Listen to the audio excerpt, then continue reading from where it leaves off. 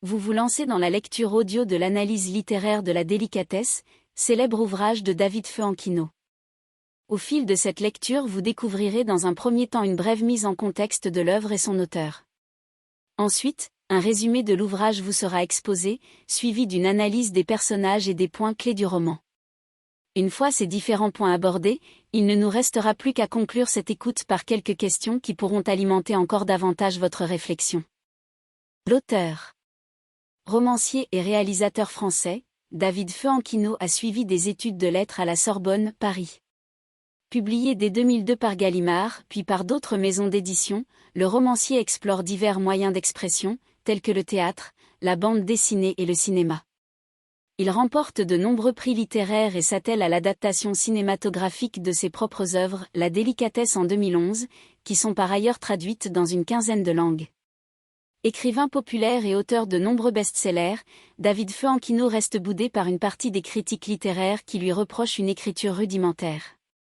L'œuvre. Paru chez Gallimard en 2009, La délicatesse est le 8e roman de David Feuankino. Imprimé à près de 100 000 exemplaires, l'œuvre suscite le vif intérêt du public et reçoit 10 prix littéraires dont le prix Conversation ainsi que le prix des Dunes. Il dépeint les relations amoureuses d'une femme avec 3 hommes irrémédiablement attirés par elle. Si elle vit tout d'abord une relation harmonieuse et paisible avec son mari François, le décès de ce dernier, qui la plonge dans une profonde dépression, l'amène à être courtisée par son supérieur Charles, pour lequel elle n'éprouve aucune attirance, puis par Marcus, un collègue au physique ingrat aussi déroutant qu'attachant. Caractérisée par sa légèreté, cette œuvre est composée de 117 très courts chapitres entrecoupés de petites annotations, d'extraits de chansons ou de remarques diverses. Elle a aussi la particularité de présenter des notes de bas de page apportant des informations supplémentaires sur l'histoire. Résumé. Le roman n'a d'autre découpage que ses 117 parties. Dans un souci de concision et de compréhension, nous avons décidé de subdiviser arbitrairement le texte en 3 grandes sections selon les relations que Nathalie entretient avec les différents hommes qui jalonnent sa vie. Nathalie et François. François aborde Nathalie dans la rue. Ce n'est pas dans ses habitudes, mais il sent qu'elle est celle qu'il lui faut, elle accepte de boire un verre avec lui. Ainsi font-ils connaissance dans un bar, contre toute attente, elle commande exactement la boisson que François espérait.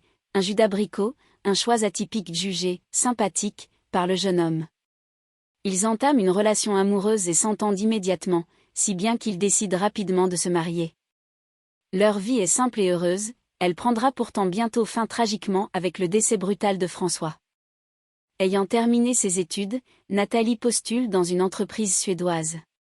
Son curriculum vitae, et surtout sa photographie, attire d'emblée Charles Delamain, PDG de l'entreprise. Ce dernier l'embauche non sans arrière-pensée, et se révélera bientôt être la cause de nombreux problèmes. Un dimanche, alors que la jeune femme lit, François part faire son jogging dominical et lui susurre quelques mots à l'oreille. Malheureusement, il se fait renverser en traversant la rue et sombre dans le coma. La jeune femme est désemparée, d'autant qu'elle ne parvient pas à se remémorer les dernières paroles de son mari. Une partie du roman est dédiée à la présentation de la personne qui a renversé François, Charlotte Baron, fleuriste. La jeune femme, rongée par la culpabilité, ne cesse de penser à l'accident et se retrouve liée à la souffrance de Nathalie. Le ralenti de l'événement revenait devant ses yeux d'une manière incessante, encore et encore le bruit de l'impact, et les fleurs étaient toujours là, au premier plan, lui brouillant la vue. P 44 à 45. Nathalie et Charles. François décède après être resté plusieurs jours dans le coma. Après l'enterrement de son mari, Nathalie, complètement anéantie, passe beaucoup de temps seule chez elle. Durant cette période de dépression, la jeune femme n'a de cesse de se remémorer sa relation avec son défunt mari, ce qui attise sa douleur. Charles, son patron et admirateur secret, est son unique lien avec le monde extérieur. Il vient régulièrement lui rendre visite et commence à se rapprocher physiquement d'elle. Dans le but de faire sortir Nathalie de sa léthargie, il la convainc de reprendre rapidement le travail, ce qu'elle fait 3 mois après la mort de son mari. Au fur et à mesure, Charles se montre de plus en plus insistant auprès de Nathalie, il lui offre une promotion, elle va désormais s'occuper d'une équipe de 6 personnes et l'inviter à dîner. À cette occasion, Charles déclare son attirance pour la jeune femme, mais Nathalie refuse ses avances, elle lui explique en toute franchise qu'il ne lui plaît pas, d'autant plus qu'il est marié. Aussi le souvenir de François est-il encore trop présent. Nous espérons que vous avez apprécié cet aperçu. Pour continuer à écouter ce livre audio sur Google Play Livres, utilisez le lien dans la description de la vidéo.